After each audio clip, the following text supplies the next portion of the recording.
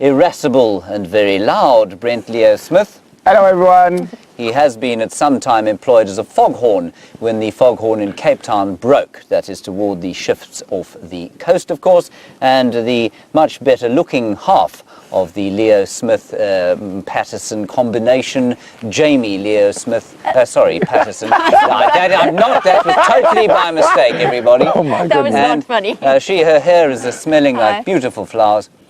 She's just washed it. It's rather marvellous. We've got wood smoke coming out of the fire, Jamie's shampoo from the right, and you are about to see some wonderful footage of the leopards that we have here. We're going to go straight into it with a clip of Nkanyeni, my very first sighting of her. Take a look at this. Everybody, this is a 4-4 female leopard with a leaf on the Dude, bottom. you I've know, never seen in with Twitter and Nkanyeni is a golden leopard. You can see how gold this leopard is with 4 spots on each side. And Raisa, you reckon that this must be Nkanyeni. It's so exciting to see a new leopard, and I guess very distinctive, those two sort of very wide, almost eyebrows from which her whiskers come. Now, where are her babies? I forgot, of course, that she's got little babies. Here we go. Ah, wonderful. Just gorgeous. Going to come down with her.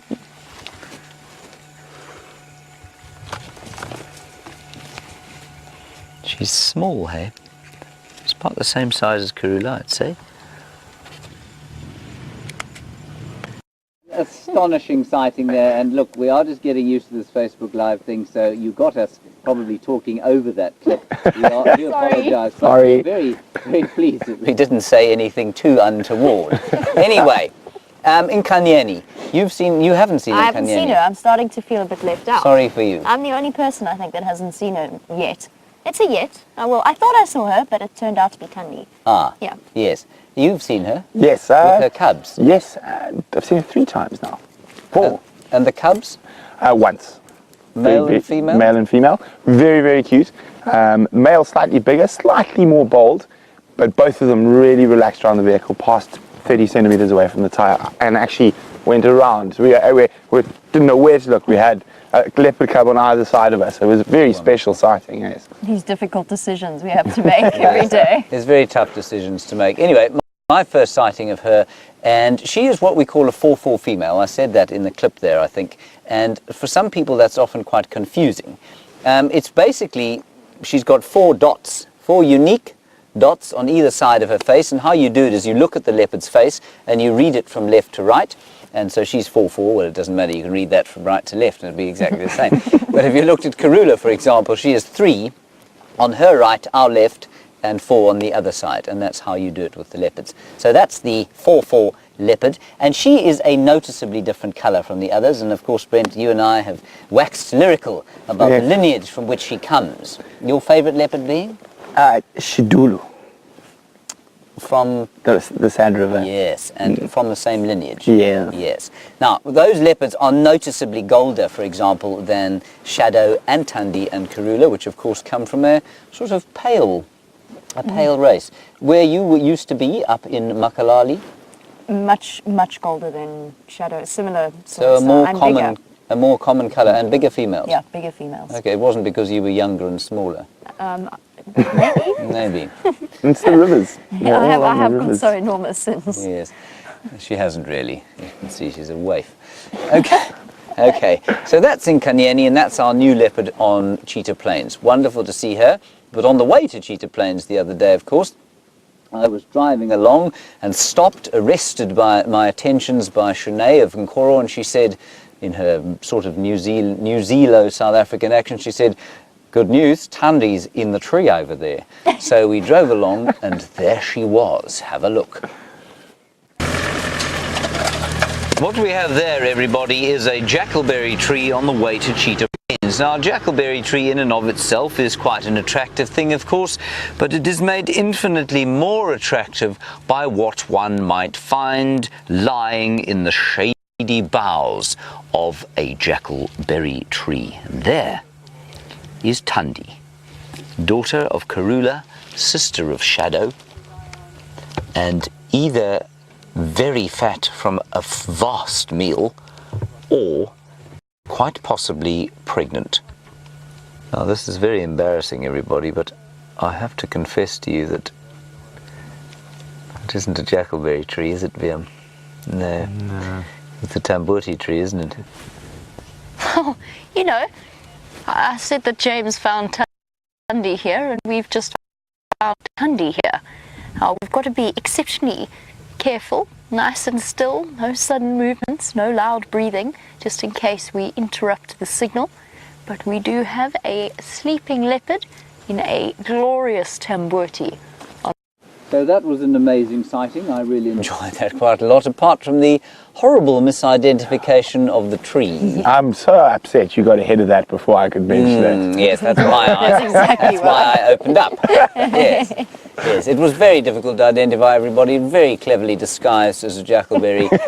It wasn't, it was just an appalling effort on my part. Anyway, it was a very big tree, and I suppose we shouldn't really talk about the tree when there was a leopard there, but it was a very big tamboti growing on a termite mound, so that's why I got it wrong, and piffy to you if you say otherwise. Well, Jamie got it correct. As she, and look at that. She's sitting in a beautiful tamboti I must tree. have told her on my way back, otherwise she too would have made the mistake. Your first sighting of Tundi? My first sighting was a good few months ago in the Mawati drainage line. That's a great raging torrent that runs Yes, through no, the great river that flows never. But I found her there mating with Tingana, and then I saw her in exactly the same tree the day after you did, in exactly the same place, on exactly the same branch. the tamboti tree. Yes, that one. Yes. The big one. Now, The big green one. Masquerades as a jackalberry. When was she mating with Tingana? Because I think we all saw that. You and I saw it, in fact, and then we found on Ingwe Alley we saw it, and you had her in the Mawati. When was that? It was exactly close to 100 days ago. Okay. Yeah. So, just over 3 months. So we've had her mating with Tingana twice. So the first section of mating didn't produce a sprog, but the second one, hopefully, yeah. And she did, I mean, your opinion of that very fat belly. It's very difficult to see. She was lying up. She'd had a Dacre kill a couple of days earlier, but the fact that she was in the same tree in the same place, she would have finished that kill by then. I couldn't see another one, and she was looking very round from what I could see. It's impossible to tell from the view that we had, but I suspect she might be.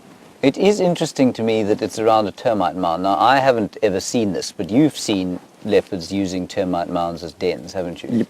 And Shadow did. And Shadow did. And in Botswana, it's actually not that uncommon. You don't have the nice... Yeah, you've got no rock. You got no rock, you got no blatant river system, so you got tree islands, and the best place for a leopard den is a termite mound. So it's quite possible, everyone, that big fat belly, well, yes, I'm sure it was full of Dacre, prime cut, but it is also quite possible that the rear end of her is looking that distended because she's about to give birth, and that she's lurking around that termite mound, perhaps. And another interesting thing is that Karula, Shadow, Tundi, Kauri Main.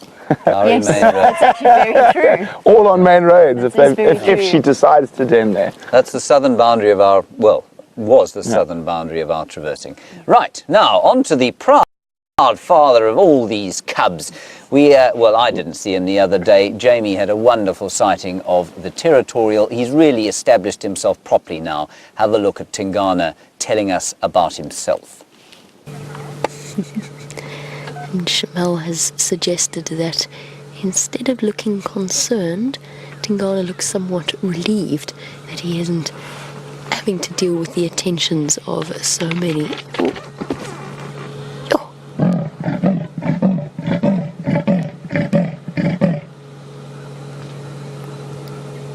Yay! This is incredible.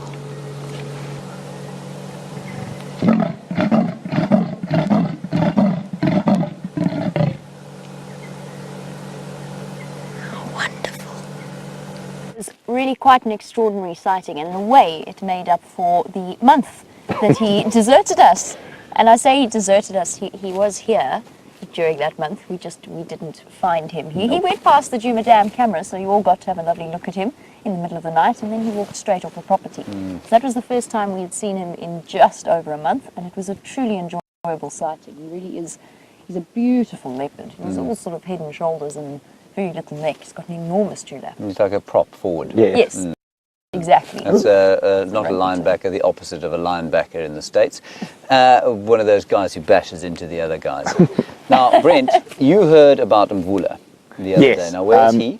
So, from the Panthera data, the last place he was seen was actually on the Singita-Londolozi boundary, down near the Sand River. Okay, on the Ravenscourt boundary. Yeah, so I think he's ducking and diving, he's running, he's trying not to be and not to bump into any dominant males. But I don't know if I picked up from the Eastern Channel. Now, Tingana's got a bit of a reputation for eating his own children, but he is on a kill with Shadow and the cub. Oh, awesome. Really? All three of them are sharing a kill just south of us. So, fantastic. and apparently playing with the cub, so it looks like maybe his cub eating days are behind him. Now, the reason I brought up Mvula was the fact that Tingana obviously territorially marking his territory there. He's calling to mark his territory. He really is it as far as this place goes now. He's taken over Mvula's territory pretty much. He's pushed further and further to the east, and to the west, of course, is Anderson. How far west is Anderson moving while I was away? Any ideas? He was same. around in Marikeni, same. So that's the western boundary of our area.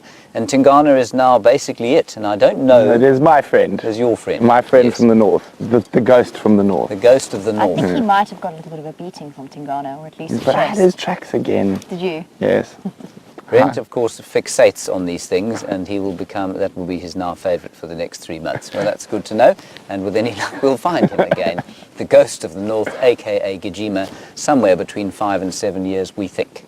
Okay, let's move on to the Queen now, of course. She and her 2 little babies doing very well, unfortunately not spending nearly enough time around us, a lot of time to the south. Anyway, have a look at her. Is Queen Karula.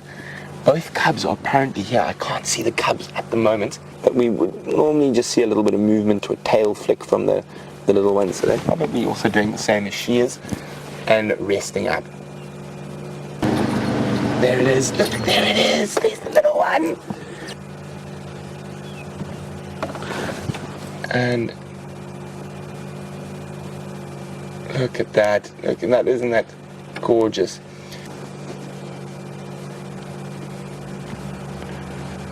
So, very nice of the Queen of Djuma to let us into this little...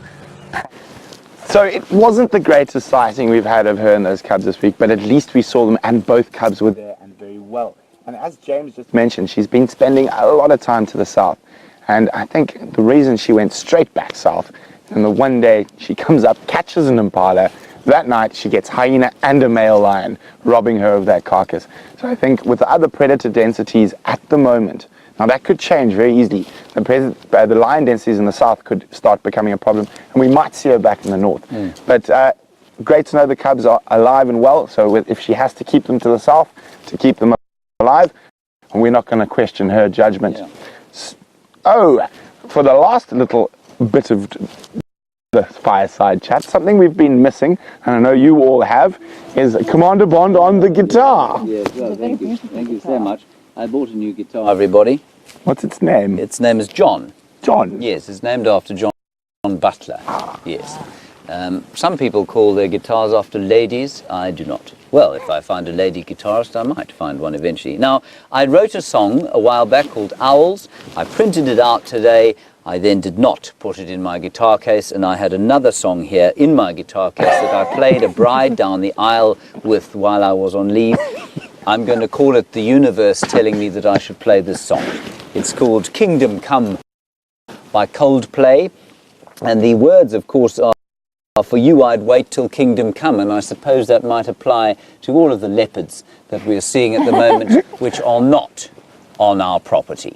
Right, everybody, so that's going to be it from us. We'll see you in the morning, bright and early. Well, it'll be fairly dim and early, but we'll see you then. And until then, stay safe and happy wherever you are in the world. And the dawn awaits us. Bye-bye.